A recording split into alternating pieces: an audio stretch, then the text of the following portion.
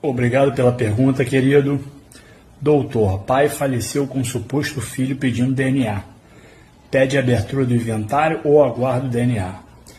Então, querido, nesse caso você pode já dar entrada, sim, no processo de inventário. Não é necessário ficar aguardando o pedido de DNA.